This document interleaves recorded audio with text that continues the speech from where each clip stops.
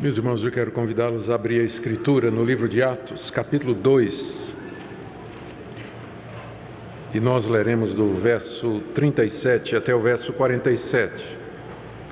Aqui nós temos o registro do que aconteceu depois que Pedro pregou aquele famoso sermão no dia de Pentecostes. Nós lemos como a multidão se compungiu no coração, o coração de todos foi tocado. Nós vamos, aqui também tem a orientação de Pedro sobre o que eles deveriam fazer, e temos uma descrição de como vivia os primeiros convertidos. E eu escolhi esse texto porque aqui você tem a descrição da primeira igreja cristã que jamais houve, que foi essa igreja que se formou aqui, nesse momento. E hoje à noite o meu tema é exatamente a igreja e a importância de nós pertencermos a ela. Quais são os privilégios e deveres e responsabilidades como membros da igreja. Então vamos ler capítulo 2, do 37 ao 47. Ouvindo eles estas coisas, compungiu-se-lhes o coração e perguntaram a Pedro e aos demais apóstolos: que faremos, irmãos? Respondeu-lhes Pedro: arrependei-vos, e cada um de vós seja batizado em nome de Jesus Cristo para a remissão dos vossos pecados, e recebereis o dom do Espírito Santo. Pois para vós outros é a promessa, para vossos filhos, e para todos os que ainda estão longe, isto é, para quantos o Senhor nosso Deus chamar. Com muitas outras palavras, deu testemunho e exortava-os, dizendo: salvai-vos desta geração perversa. Então os que lhe aceitaram a palavra foram batizados, havendo um acréscimo naquele dia de quase 3.000 pessoas. E perseveravam na doutrina dos apóstolos e na comunhão, no partir do pão e nas orações. Em cada alma havia temor, e muitos prodígios e sinais eram feitos por intermédio dos apóstolos. Todos os que creram estavam juntos e tinham tudo em comum. Vendiam as suas propriedades e bens, distribuindo o produto entre todos, à medida que alguém tinha necessidade. Diariamente perseveravam unânimes no templo, partiam pão de casa em casa e tomavam as suas refeições com alegria e singeleza de coração, louvando a Deus e contando com a simpatia de todo o povo. Enquanto isso, acrescentava-lhes o Senhor dia a dia os que iam sendo salvos. Até aqui a leitura da palavra de Deus. Oremos mais uma vez. Pedimos, nosso Deus, que Tu nos ilumines, que Tu nos instruas a respeito da Tua igreja e dos privilégios que temos e deveres ao participarmos dela. Te agradecemos pelos queridos irmãos que serão recebidos nessa noite e pedimos a Tua bênção sobre cada um deles. Abençoa, Senhor, o Teu povo espalhado pela face da terra. Pedimos em nome de Jesus. Amém. Queridos, a igreja vem sofrendo muitos ataques nos últimos anos, como nunca antes. O que existe particularmente é um questionamento a respeito da igreja como uma instituição. Uma das acusações que têm sido feitas é que a igreja ia muito bem depois desse período que nós lemos aqui, até que um dia o imperador Constantino, no século IV, resolveu tornar a igreja uma instituição oficial. E aí a igreja, que antes se reunia na casa dos irmãos, que se reunia nas praças, nas cavernas, no campo, e era uma igreja meio que perseguida, de repente ela virou a religião oficial do Império Romano. E aí começou a construir igrejas. Os pastores se tornaram profissionais, tinham que estudar teologia, começaram a receber salário, e a igreja passa a ter todas as características de uma organização. Muitos dizem que foi ali que a igreja se perdeu, porque ela não devia ter virado uma instituição. Então, essa crítica que é feita hoje, ela é dirigida às denominações históricas e tradicionais que mantém, por exemplo, um templo como esse. A crítica é: a igreja nunca teve templo, a igreja se reunia nas casas. Que mantém pastores para fazer o trabalho pastoral, como por exemplo a nossa igreja, que tem uma equipe pastoral, que mantém funcionários. A nossa igreja tem vários funcionários, nós temos vigias, temos secretário, temos administrador, que tem CPF, que paga impostos, que tem todas as características de uma pequena instituição. Então, eles dizem que isso acaba prejudicando o trabalho da igreja, e muito do que é feito na igreja é para manter esse aspecto institucional e o aspecto mais pastoral da igreja, que é cuidado dos membros, evangelização, isso fica num segundo lugar. Então tem havido essa crítica.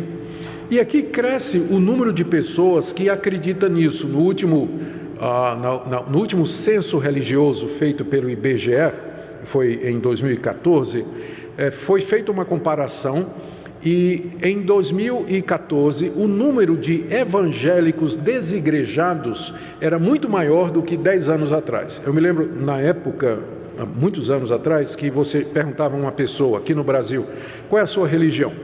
Aí a pessoa dizia: eu sou católico. E aí a próxima pergunta é: praticante ou não praticante? Porque muita gente era católico porque nasceu numa família católica, porque o catolicismo é a religião oficial, não é? Ou a maior religião oficial, não é, mas a maior religião do Brasil. Então as pessoas eram católicas porque os pais eram católicos, nasceu no lar católico, cresceu numa igreja católica, então, e alguns nem frequentavam mais, mas se diziam católicos. Eu me lembro nessa época, se alguém perguntasse: qual é a sua religião? E a pessoa dissesse: eu sou evangélico, então você tinha certeza que aquela pessoa era membro de alguma igreja e que estava ligada a alguma igreja, que participava de alguma igreja. Hoje em dia, você pode perguntar a uma pessoa: qual é a sua religião? E se ela responder evangélico, você pode fazer a segunda pergunta: praticante ou nominal? Porque a quantidade de gente que se considera evangélica, mas não está engajada numa igreja, é muito grande no Brasil. E esse número vem crescendo, vem crescendo. Várias coisas contribuíram para isso. Esse ataque à igreja como instituição, o pessoal diz: olha aí, essas igrejas institucionalizadas, elas acabam sendo algo muito profissional, desnecessário e tudo mais. Outra coisa: igrejas que se desvirtuaram e deram uma falsa impressão. Eu tenho um amigo meu, ele é da Assembleia de Deus, ele tem doutorado em teologia, e a tese de doutorado dele foi sobre, o título é Decepcionado com a Graça. Decepcionado com a Graça. O nome dele é Paulo Romeiro, ele é um pastor pentecostal, professor de teologia em São Paulo, na Universidade Mackenzie.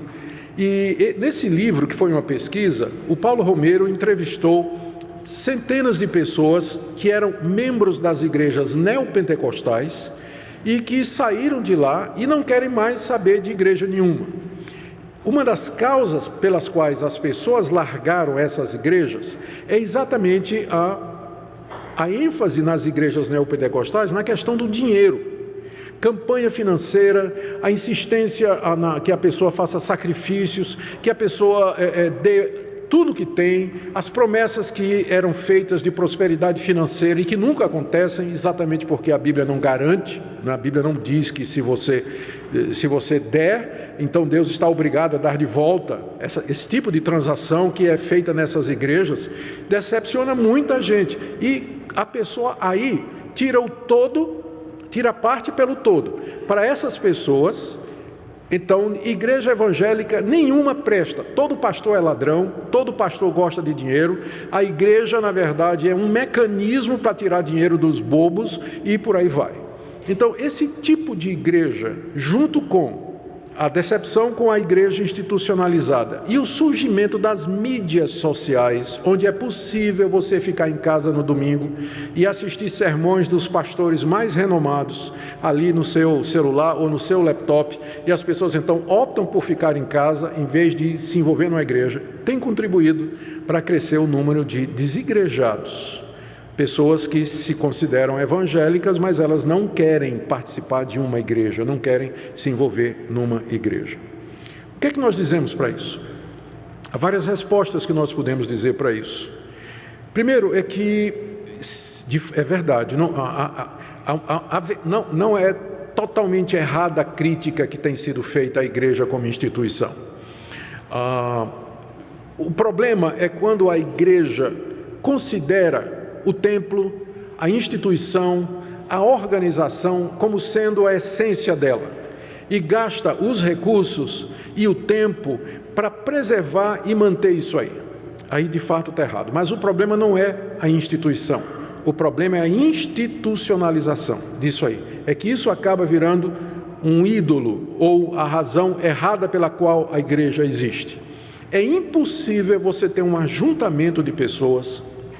Eu acho interessante isso aí, porque esse pessoal que faz essa crítica, eles dizem assim, não, eles têm uma visão muito romântica, do tipo assim, não, nós temos que nos reunir nas casas, junto com os irmãos, não tem esse negócio de pastor, não tem esse negócio de dízimo, não tem esse negócio, nada, vamos nos reunir assim para estudar a Bíblia, orar e tudo mais, tudo bem. Tudo vai muito bem, até que de repente, lá no meio deles, aparece alguém que discorda e diz assim, não, eu não acho que a gente tem que batizar por imersão, não. A gente tem que batizar botando água na cabeça, não é mergulhando a pessoa. E aí começa a briga. Resposta, quem é que vai decidir? Alguém vai ter que dizer o que é certo e errado. Então, em seguida, o próximo passo dessa organização informal é que eles vão escrever uma declaração de fé. Nosso grupo acredita nisso aqui. Então, para ser membro do grupo, você tem que acreditar nessas coisas aqui. Porque vai ter uma hora em que as pessoas vão começar a pensar diferente e elas vão precisar de alguém que faça mediação e diga, não, é isso aqui que nós acreditamos. Então, não vai demorar muito e já vai aparecer uma confissão de fé. Vai ter uma declaração. Não vai demorar muito, vai crescer e de repente vai ver que a casa dos irmãos não cabe mais. Nós vamos ter que alugar algum barracão, algum espaço, alguma coisa para poder reunir os irmãos, porque o número já cresceu muito. Mas para alugar vai ter que ser no nome de alguém, não vai? E não vai ter que ter aluguel? Vai passar a sacolinha. Vai passar a sacolinha. Irmãos, vamos contribuir para poder alugar e tal, e tal, e tal. E vai crescer e vai chegar os meninos, a criançada, correndo de um lado para o outro, gritando, fazendo barulho. E agora? Não, nós temos que ter alguém para cuidar das crianças. Mas quem? Então vamos fazer uma escala aqui. Aí vão ver que a escala de voluntário não funciona. Não funciona. Você faz uma escala de... Muitos membros têm boa vontade, querem ajudar e tudo mais. Você faz uma escalinha com eles e a escala sai furando, sai furando, sai furando. Então você vê que você precisa ter alguém dedicado para isso. Mas uma pessoa dedicada para isso, ela precisa ser contratada. Ela precisa receber para isso. Então, já vai receber alguém. Mas ela vai ser contratada em nome de quem? Quem vai assinar a carteira dela? Tem que ter um CNPJ. Aí já vamos registrar no cartório. Entende? Então, cedo ou tarde, eles vão acabar fazendo a mesma coisa que as igrejas históricas já descobriram que tem que fazer. Tem que ter CNPJ, tem que ter arrecadação de dízimos e ofertas, tem que ter prestação de conta, tem que ter gente que recebe para fazer certas coisas na igreja. É uma visão romântica e impraticável, aquela que acha que a igreja não precisa do mínimo que uma instituição tem para poder funcionar.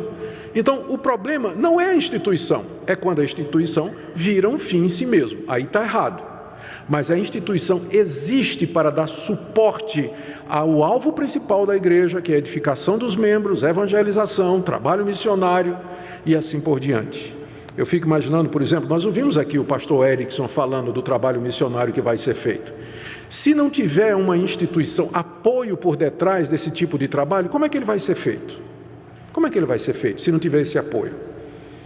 Então, nós precisamos de um mínimo de instituição. Segunda coisa,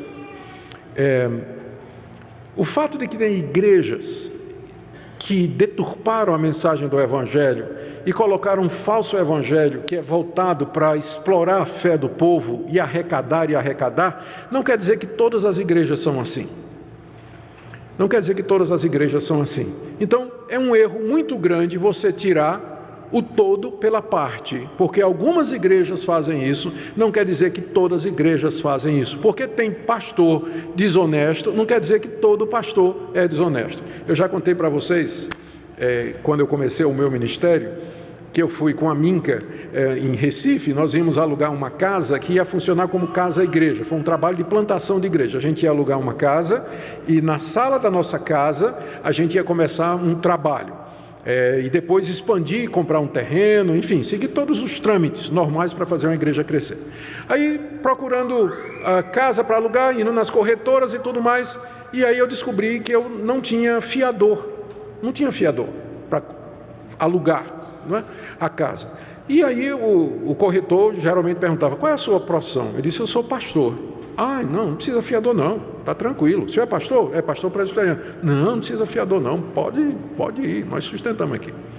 Tenho certeza que hoje, se eu for alugar um apartamento, né, e a pessoa perguntar, e eu disser: eu não tenho fiador, né, e a pessoa perguntar: qual é a sua profissão? E eu disser: pastor evangélico, ele vai dizer: nem que se eu tivesse 3 fiadores eu alugava para o senhor.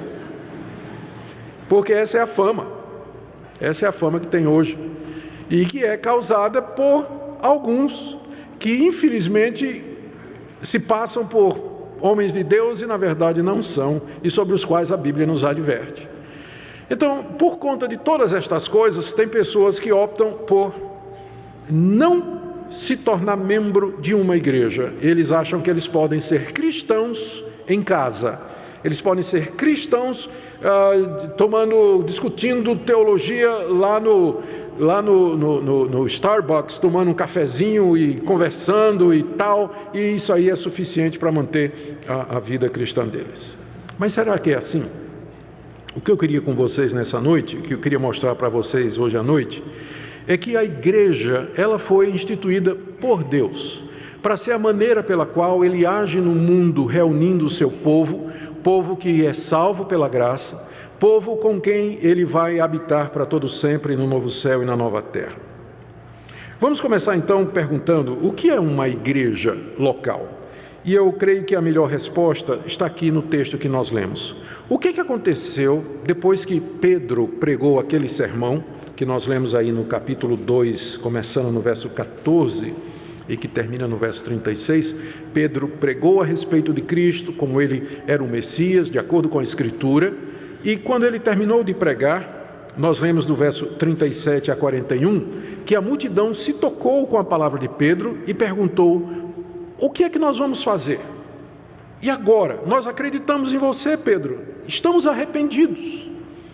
Aí a resposta de Pedro foi: vocês têm que se arrepender, vocês têm que ser batizados, e vocês vão receber o perdão de pecados, e vocês vão receber o Espírito Santo, e essa promessa não é somente para vocês, é para os filhos de vocês, e para outros que Deus vão chamar ainda mais, e vocês têm que se salvar dessa geração perversa, porque Deus vai trazer juízo sobre ela, pois ela rejeitou o Messias. Então vocês têm que viver de maneira diferente. Então, naquele mesmo dia, diz aí o verso 41, 3.000 homens foram batizados, aqui não estão contando as mulheres, e muito menos os filhos deles que estavam incluídos aqui, segundo a promessa, é para vocês e para os filhos de vocês. Então a gente imagina aqui uma multidão em torno de 6 a 7 mil pessoas, que escutou a palavra de Pedro, e então foi batizada. O que aconteceu? Terminado isso, cada um foi embora. Oh, graças, criei no Messias, encontrei Jesus Cristo, fui batizado, agora eu vou para casa cuidar da minha vida. Foi isso que eles fizeram? Não. Qual foi a resposta? O que é que eles fizeram em seguida? Eles se organizaram como comunidade. Olha o que é que diz o texto, verso 42. Perseveravam na doutrina dos apóstolos, na comunhão, no partir do pão, nas orações, em cada alma havia temor, prodígios e sinais feitos pelos apóstolos. Verso 44, todos os que creram estavam juntos e tinham tudo em comum, vendiam propriedades, distribuíam entre os necessitados. Verso 46, todo dia perseveravam no templo, que é onde as reuniões aconteciam, partiam pão de casa em casa, tomavam as refeições juntas. Entende? Qual foi a reação da multidão quando eles creram em Jesus Cristo? Foi formar uma igreja, juntar-se numa igreja, numa comunidade de fé. Por isso eu diria então aqui que a igreja é esse ajuntamento das pessoas que professam a fé em Jesus Cristo, eles e seus filhos, e que se reúnem para edificação mútua, serem instruídos na palavra de Deus, se apoiarem mutuamente, serem corrigidos e fazer tudo aquilo que Jesus Cristo mandou. Isso aqui que eles estão fazendo não é uma ideia que eles tiveram assim, não é? Nós cremos, e agora? O que é que nós vamos fazer? Ué, gente, vamos juntar aqui, vamos fazer um grupo aqui e vamos ficar junto, não é? Essa coisa não veio assim do nada. O que eles fizeram, sob a orientação dos apóstolos, é aquilo que Jesus Cristo havia dito. Lá em Mateus 16, Pedro se aproxima de Jesus. Aliás, Jesus se aproxima de Pedro e diz assim: o que é que vocês acham que eu sou? Aí Pedro dá uma opinião, dá outra, que o povo pensa. Aí Jesus perguntou: o que é que vocês acham que eu sou? Quem eu sou? A resposta de Pedro: tu és o Cristo, o Filho do Deus vivo. Qual foi a reação de Jesus? Pedro, quem te revelou isso não foi o homem, mas o meu Pai que está nos céus. E sobre essa declaração tua, que eu sou o Cristo, Filho do Deus vivo, eu vou edificar a minha igreja. Eu vou edificar a minha igreja em cima dessa declaração. Lá em Mateus 18, Pedro novamente levanta uma questão sobre o que fazer se o irmão pecar. Resposta de Jesus: você primeiro fala com ele, se ele não te escutar, você leva mais 2 ou 3. Se ele não escutar os 2 ou 3, você diz à igreja. E se ele não ouvir a igreja, você trata ele como se ele fosse um descrente. E no fim da sua vida aqui nesse mundo, Jesus reuniu os discípulos e disse: vão pelo mundo todo e façam discípulos. Como? Batizando essas pessoas e ensinando essas pessoas a guardar tudo o que eu tenho ordenado. Em outras palavras, Jesus ensinou os seus discípulos que aqueles que crescem nele, eles tinham que estar juntos, eles tinham que ser batizados, eles tinham que ser instruídos, eles tinham que evangelizar, eles teriam que ser disciplinados se eles falhassem e não quisessem ouvir. E como é que se faz isso? A resposta é: igreja. Não tem outra forma de expressar o cristianismo a não ser através da igreja. Ela foi instituída por Jesus Cristo. Então, é óbvio, uma vez que a multidão, voltando agora para Atos capítulo 2, Pedro pregou o sermão, a multidão, muita gente estava lá, a cidade estava lotada de peregrinos, a multidão acreditou na palavra de Pedro, que Jesus era o Messias, e agora, eu creio, e agora, formou a igreja, se juntaram para fazer aquilo que Jesus mandou, para aprender sobre o Messias, ser edificado, ser instruído, se ajudar mutuamente e evangelizar o mundo, como Jesus havia mandado. E cuidar dos filhos, como está incluído aqui na palavra de Pedro, a promessa é para vocês e para os filhos de vocês. Então, queridos, é isso que é a igreja, é um mandato divino, ela não é uma instituição humana, não tem origem em Constantino, ela tem origem em Jesus Cristo, ela não é invenção de algum doido que queria ganhar dinheiro, embora tenha doido que quer ganhar dinheiro com isso, mas ela tem origem nos ensinamentos do próprio Senhor Jesus Cristo. Aqui então nós vemos que a comunidade, ela se reuniu, esses que creram, se reuniram para adorar a Deus, ser instruídos na palavra de Deus, celebrar os sacramentos, ser edificados nessa palavra, se auxiliarem mutuamente, se corrigirem e anunciar ao mundo o Evangelho de Jesus Cristo. Portanto, e aqui é a conclusão desse meu primeiro ponto, o que é a igreja? Se a igreja é isso, é dever de todos aqueles que professam a Jesus Cristo como sendo o Filho de Deus, Senhor e Salvador, é dever deles se juntar aos demais que professam a mesma fé. É dever deles fazer parte de uma igreja que professa essa verdade, uma igreja que é baseada na palavra de Deus, que exalta a pessoa de Jesus Cristo e que oferece todas essas condições para que a pessoa cresça na graça e no conhecimento de Deus. Segundo lugar, meu primeiro ponto foi esse, o que é a igreja, e eu falei então que ela tem origem em Cristo, e qual é a intenção, o propósito da igreja, e daí então a conclusão é que é dever de todo aquele que professa a fé em Jesus Cristo estar envolvido numa igreja. Segundo, eu queria ver com vocês os privilégios de ser membro de uma igreja local. É uma grande graça que Deus nos dá, podermos participar da sua igreja. E alguns desses privilégios estão aqui no verso 42 até o verso 47, que eu queria ver com vocês. O primeiro deles, quais são os privilégios de você fazer parte de uma igreja bíblica?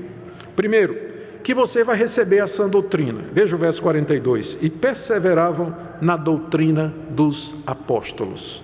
O que era a doutrina dos apóstolos? Era o ensinamento que os 12 apóstolos de Jesus Cristo tinham aprendido com Jesus e que agora passavam para aquela multidão.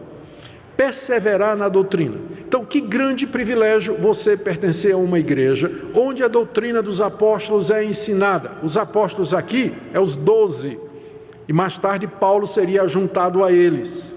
E a doutrina dos apóstolos para nós hoje, ela está aqui. Nós não precisamos de novos apóstolos. Nós ficamos com esses que foram os originais. Eu sei que tem genérico, mas nós não queremos genérico, nós queremos os originais. E os originais nos deram a Bíblia, a palavra de Deus. Então, quando você participa de uma igreja que é centrada na Bíblia, você tem esse privilégio de ser ensinado na doutrina dos apóstolos. A tarefa dos pastores, pregadores, presbíteros não é inventar nova doutrina, mas ensinar a doutrina dos apóstolos aos que professam a fé em Jesus Cristo. Então, esse é o primeiro grande privilégio. Quem não tem uma igreja que sirva de referencial bíblico e vai catar pela internet, vai escutar de tudo e não tem discernimento. Eu me lembro de um Twitter que eu recebi uma vez, eu li uma vez um Twitter de uma pessoa que disse o seguinte: meus pregadores prediletos, Edir Macedo e Augusto Nicodemos.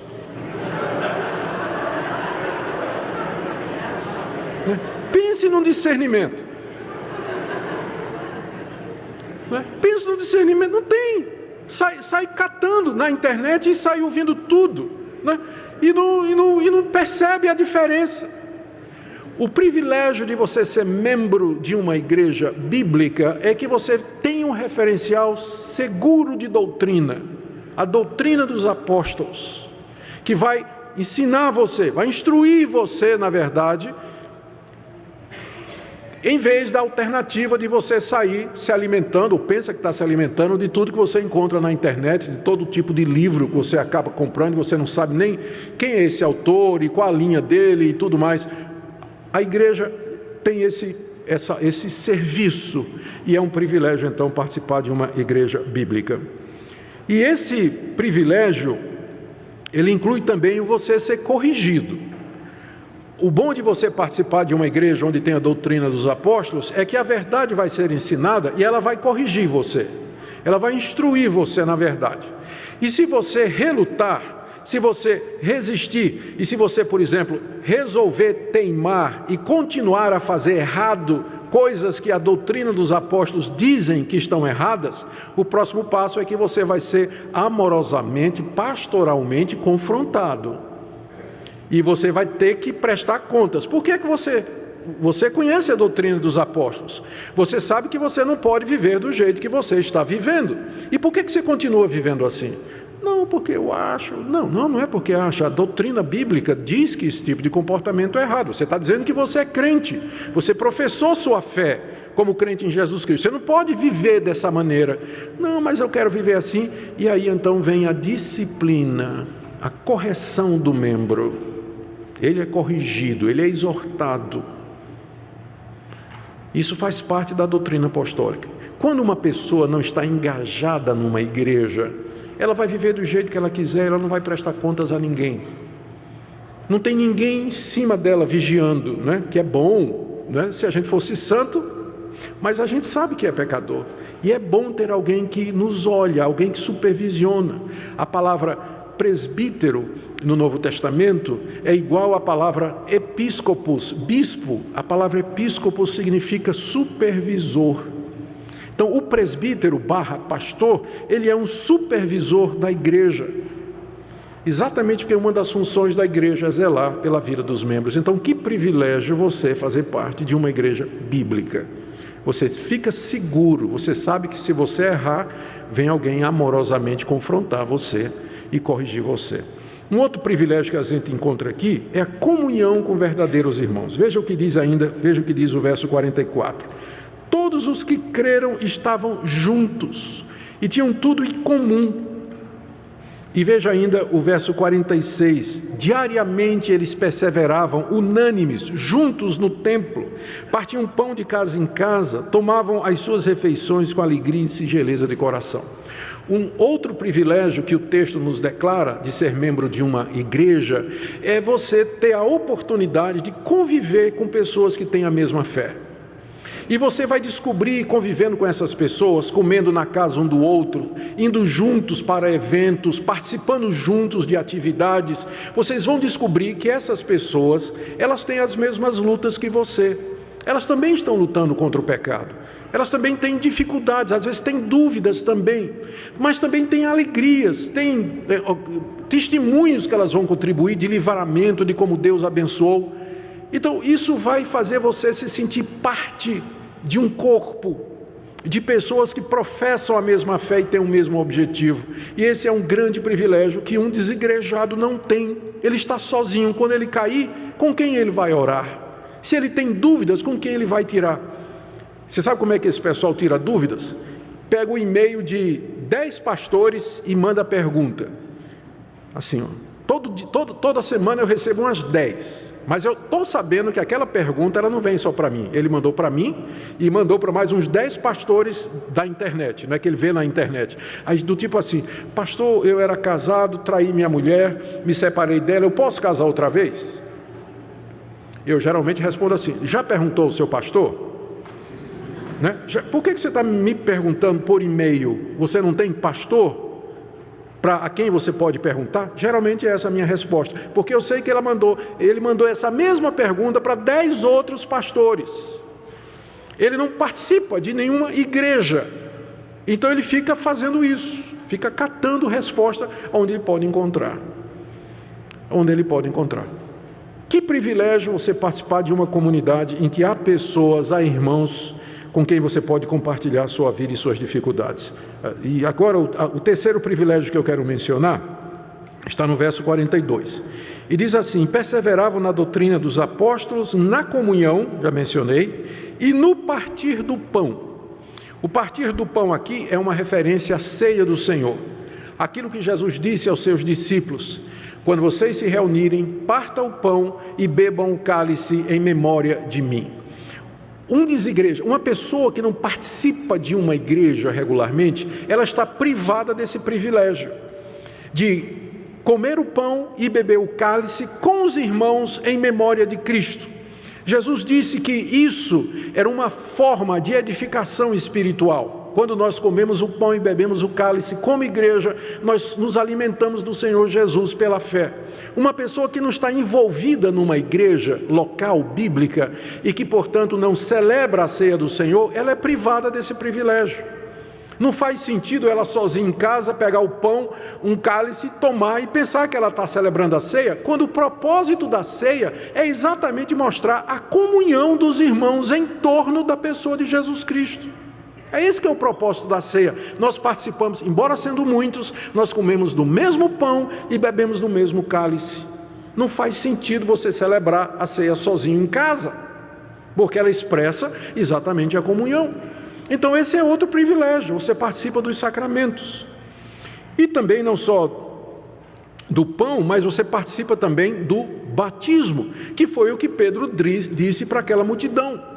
A multidão perguntou, o que é que eu faço? Pedro disse, vocês se arrependem e vocês são batizados em nome de Jesus Cristo, porque a promessa é para você e para os seus filhos. E você sabe que tem gente que se batiza, né? Já ouviram falar? Mas tem gente que não quer saber de igreja, então ele mesmo, ou então se afunda, né? Dependendo da convicção dele, e acha que aquilo é batismo. O batismo é o selo público externo de que você tem uma aliança com Deus. Não faz sentido você fazer isso sozinho, mas é uma expressão de que você faz parte de uma comunidade de fé. Então, é outro privilégio que nós temos. Mais um privilégio de participar da vida da igreja é a vida comunitária de oração. Veja o final do verso 42. Eles participavam nas orações. Como os judeus, esses primeiros cristãos oravam 3 vezes por dia. Eles tinham 3 horários específicos no calendário judaico em que eles paravam o que estavam fazendo e oravam virados para o templo de Jerusalém ou iam ao templo para orar. E aí todos esses que se converteram com a pregação de Pedro iam juntos participar das orações. Orar com os irmãos é um dos meios que Deus nos deu para nós crescermos na graça. Orar individualmente é recomendado na Bíblia também, mas orar com os irmãos também é. Eles participavam nas orações. Quando a gente ora com os irmãos, você tem gente orando por você e você percebe que você tem mais coisas a pedir do que somente aquelas coisas egoístas que você acaba pedindo. Você vê que tem irmãos que têm necessidades e seu coração então alcança esses irmãos. A sua mente vai até a necessidade deles e você intercede por eles. E que coisa boa é você orar por outras pessoas. Isso só é possível quando você está junto, esse senso de comunhão e que nós oramos uns pelos outros. Mais um privilégio que é mencionado aqui é no verso 45. Diz aqui que vendiam as propriedades e bens, distribuindo o produto entre todos à medida que alguém tinha necessidade. O que é que tinha acontecido? Esse povo que se converteu, boa parte dele não morava em Jerusalém. Eles eram peregrinos que tinham vindo de outras partes da Judéia para a festa de Pentecostes. E lá eles ouviram o sermão de Pedro e se converteram. E não voltaram para casa. Ficaram morando em Jerusalém. E agora a igreja tem um problema. Esse pessoal vai viver de quê? Então, quando a necessidade começou a apertar, porque de repente a igreja passou de 120 membros para 5 mil. Pensa no avivamento, né? 120, 5 mil. Esse pessoal vai viver de quê? Uma parte morava em Jerusalém, tinha sustento, tinha propriedades, eram moradores da cidade. Outra parte eram judeus que tinham vindo de lugares diferentes, que não tinham emprego. Mas acharam o Messias, e para eles a coisa mais certa do mundo parecia isso, ficar ali com a família deles, ali na igreja, porque é lá a comunidade do Messias. Tal o apego deles à igreja, eles não quiseram voltar, mas isso criou um problema logístico. De repente alguns começaram a passar necessidade, e então os membros de Jerusalém, que tinham condições, voluntariamente começaram a vender as propriedades, levavam o dinheiro para os apóstolos e os apóstolos faziam a distribuição, dando cesta básica para aqueles irmãos que precisavam, enquanto eles não aprendiam alguma coisa ou achavam alguma oportunidade de trabalho ali, eles foram ajudados pela igreja. Esse é um privilégio de participar da vida da igreja. Vocês veem que aqui o pessoal vendia terreno e tudo mais, e vocês reclamam quando a gente fala em 10%, né? Quando a gente fala em 10%, vocês ficam tudo reclamando. Na época de Jerusalém, eram propriedades inteiras, né? Mas nós não vamos voltar para aquela época, pode ficar tranquilo. Era um momento específico na vida da igreja esse aqui, em que havia essa necessidade emergente, não é? Havia essa necessidade. O meu ponto é, que privilégio foi participar daquela igreja, que cuidava das pessoas, supria as necessidades, atendia às dificuldades que elas estavam passando. E as igrejas, elas servem para isso, elas não somente atendem, as igrejas bíblicas não somente atendem a nossa necessidade espiritual, mas elas nos ajudam também quando nós estamos passando outro tipo de dificuldade. Igrejas, elas ajudam os pobres, ajudam os necessitados, há cestas básicas, há orientação, há irmãos que se ajudam mutuamente, e é um privilégio nós podermos participar de uma comunidade assim. Daí porque nós também levantamos ofertas para ajudar os irmãos carentes e necessitados. O último, tem vários outros, mas o último privilégio que eu quero mencionar aqui é o ambiente para os filhos.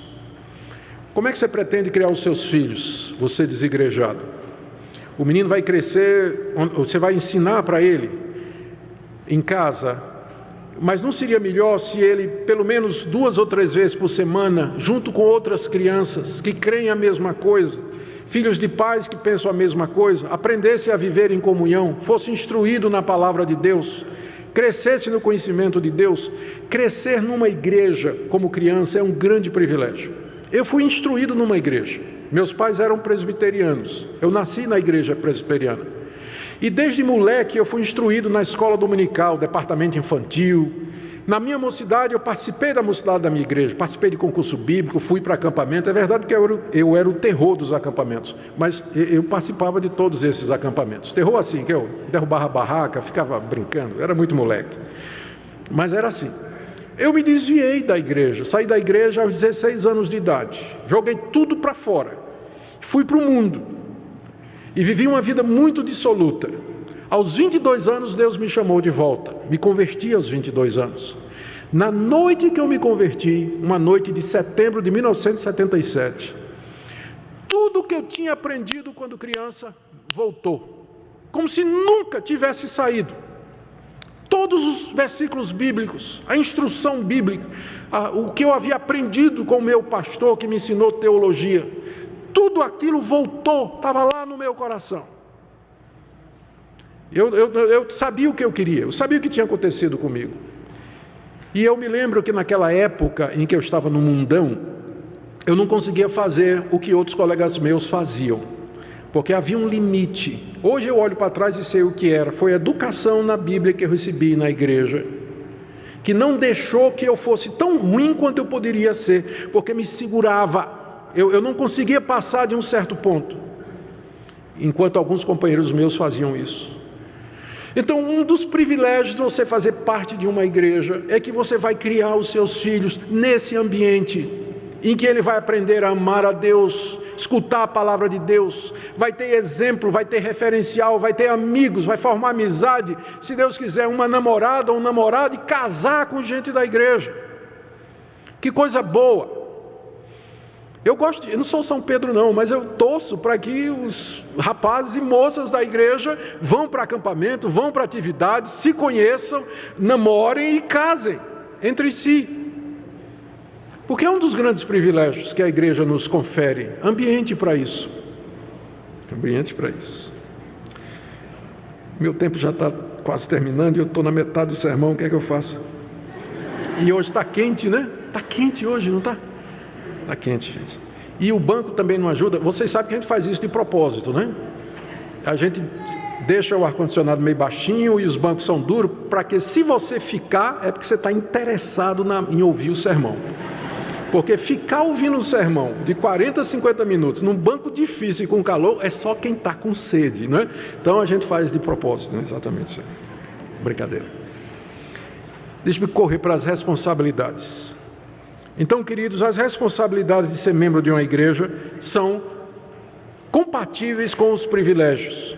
É sua responsabilidade, então, como membro da igreja, frequentar os cultos da igreja, frequentar a escola dominical, toda oportunidade que a igreja lhe dá para você crescer na doutrina dos apóstolos, aproveite para você aprender mais e crescer na graça e no conhecimento do Senhor Jesus. Se submeta à orientação bíblica. Se ela é bíblica, se o que a gente ensina é a palavra de Deus, ouça, obedeça, acate, mude de vida, aceite, porque é dada para o seu bem, Se a pregação é bíblica, escutar o pregador é como se você escutasse o próprio Jesus Cristo exortando e falando. É o que diz a nossa confissão de fé. Enquanto o pregador está ensinando a palavra de Deus, você deveria escutar, porque não é a palavra dele, mas é a palavra de Deus que você deveria receber com toda humildade no seu coração. Participar do pão, procurar não perder ceia do Senhor, preparar-se para isso, contribuir financeiramente para as necessidades dos irmãos, para o trabalho missionário, para o sustento dos obreiros. Esse é um dever de quem é membro da igreja. Não é opção não, mas é dever, pensando em todos os privilégios que você tem. E servir aos outros com dons e talentos é seu dever também, se engajar na igreja. Se você tem dons, habilidades, você pode ajudar de uma forma ou de outra, se engaje. Pergunte o que é que você pode fazer, de que maneira você pode ajudar. É dever dos membros contribuir em tudo. O resultado disso aí, veja o que diz o verso 47.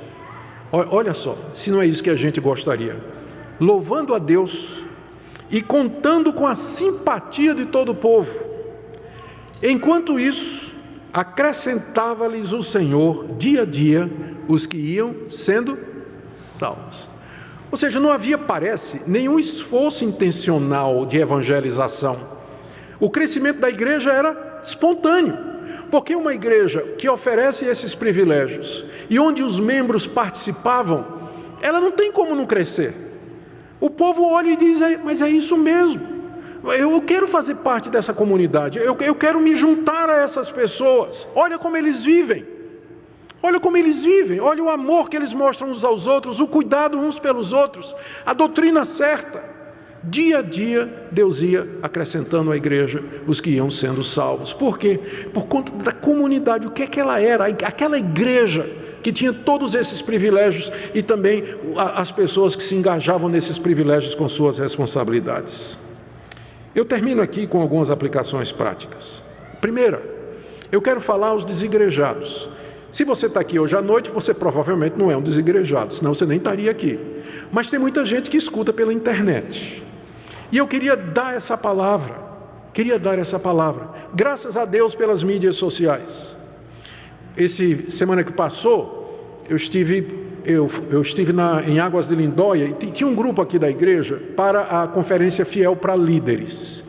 Eu era um dos preletores. E lá encontrei o pastor Miguel Nunes. Eu nunca tinha ouvido falar do pastor Miguel Nunes. Eu sempre tive a impressão de que o evangelho na América Latina era muito ralo e pouco, e que quem crescia mesmo era o Brasil. Sentei com o Miguel Nunes, inclusive ele vai ser o preletor do Encontro da Fé Reformada da nossa igreja ano que vem. Miguel Nunes. Comecei a conversar com ele. Aí ele começou a me contar de eventos que aconteciam lá. Ele é da República Dominicana. Eventos de 3, 4 mil jovens, a tradução dos livros de todos esses autores que nós conhecemos aqui, Piper, Carson, Lawson, Paul Washer, C.G. Mahoney, MacArthur, tudo isso ele já vem traduzindo há muitos anos, antes de nós, em espanhol. Ele diz que viaja o ano todo, quase todos os países da América Latina, pregando em eventos para líderes de 5 a 10 mil pessoas. Ao lado dele estava um rapaz, que eu olhei assim, eu fiquei meio assim, quem é esse rapaz?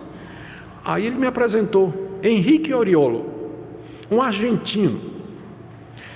Ele tem um site reformado, ele é um rapaz, um jovem, tem um site, um blog, onde ele só publica artigo reformado. Inclusive, eu descobri que ele estava publicando artigos meus. Ele pegava, traduzia para o espanhol e publicava. 1.700.000 seguidores. 1.700.000 seguidores. Eu não conheço nenhum blog reformado no Brasil que chega nisso aí. O maior que tem é o da Fiel, com 700.000 seguidores. Esse cidadão tem 1.700.000, um argentino com blog reformado.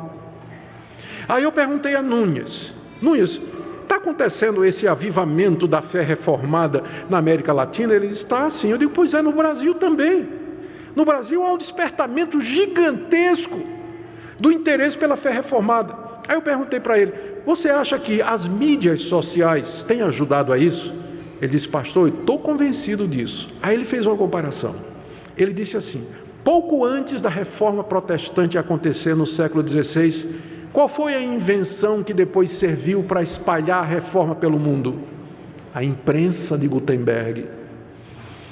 Porque tinha imprensa, Lutero podia imprimir os seus sermões e os seus livros e incendiou a Europa. E ele disse, o que a imprensa foi para a reforma protestante, as mídias sociais são hoje para a reforma, 500 anos depois na América Latina.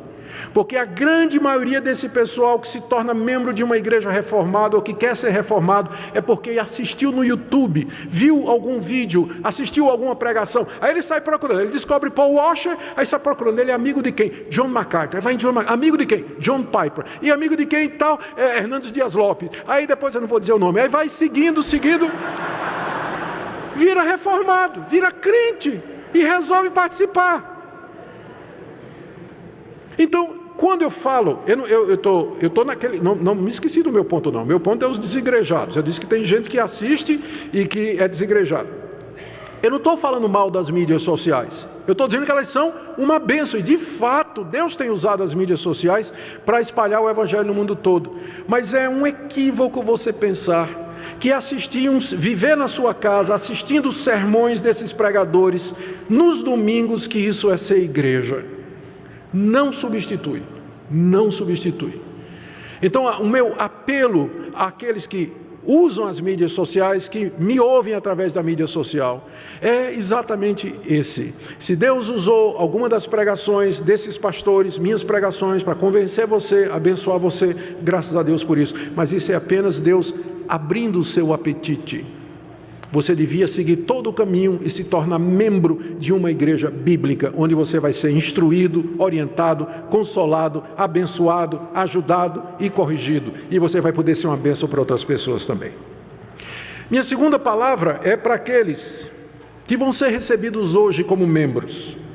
Hoje à noite nós estamos recebendo cerca de 60 irmãos que vieram de outras igrejas. Até o final do ano nós vamos receber mais uns 40 que serão batizados e farão sua profissão de fé. Mas esses irmãos de hoje, eles estão vindo de outras igrejas. Alguns já não frequentavam mais nenhuma igreja, resolveram se tornar membro de nossa igreja. Alguns vieram de igrejas presbiterianas e resolveram se tornar membro das nossas igrejas. Eu queria que você meditasse, hoje à noite você vai ser recebido. Queria que você pensasse nos privilégios que isso representa e que você resolvesse no seu coração que você vai levar a sério os deveres que você assume hoje como membro dessa igreja, Você reflita sobre isso. Uma palavra também aos filhos dos crentes que já nasceram membros da igreja. Nós batizamos e incluímos os nossos filhos na membresia da igreja, mas tem uma idade em que eles têm que professar a fé, em que eles têm que afirmar publicamente: eu quero professar, declarar, confessar diante de todos que eu sou um discípulo de Jesus Cristo. E eu queria fazer esse apelo então para os adolescentes da nossa igreja, lembrar o que é que significa a importância de você publicar a sua fé, confessar a sua fé, se tornar membro comungante para participar da ceia do Senhor e de outros privilégios. E minha última palavra é para você, que já é membro dessa igreja, mas que frequenta somente de vez em quando, se ausenta com frequência dos cultos da igreja, raramente se lembra de orar pela igreja, não contribui com regularidade e com fidelidade, não se empenha para crescer espiritualmente e que está ligado à igreja apenas de maneira formal. Eu queria nessa noite fazer um apelo para você e eu queria que você refletisse nisso. Por que é que você é membro dessa igreja? Qual o propósito do seu nome está no rol que nós temos daqueles que dizem que são membros aqui? O propósito é esse, é que você cresça, que você aprenda mais sobre Deus, que você seja abençoado por Deus para abençoar outras pessoas, que você seja instrumento do canal, como canal de Deus para chegar aos pobres, necessitados, os não evangelizados, as pessoas que estão passando por necessidade. Não faz sentido ser membro, você ser daquele tipo assim: eu sou membro de tal igreja, praticante, não, eu estou lá no hall da primeira igreja, mas realmente eu não sou praticante. Não faz sentido, não nos interessa e nem a você, membros nessa categoria. Nós queremos que cada membro dessa igreja seja comprometido, que ele desfrute de todos os privilégios da igreja, mas que ele seja comprometido com todos os deveres que estão implícitos como membro da igreja. E é nessa situação, e é nessa condição, e nesse tom, que nós queremos terminar e dizer que nós entendemos ser realmente um grande privilégio participar com os nossos filhos da igreja de Deus. Vamos orar. Ó Deus, bendizemos o Teu nome por tudo que o Senhor nos dá.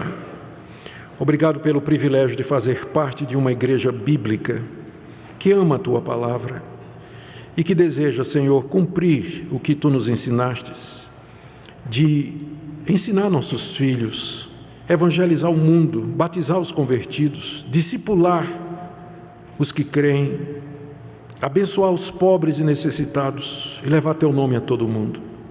Nós pedimos que Tu fales ao coração de cada pessoa aqui presente. Em nome de Jesus. Amém.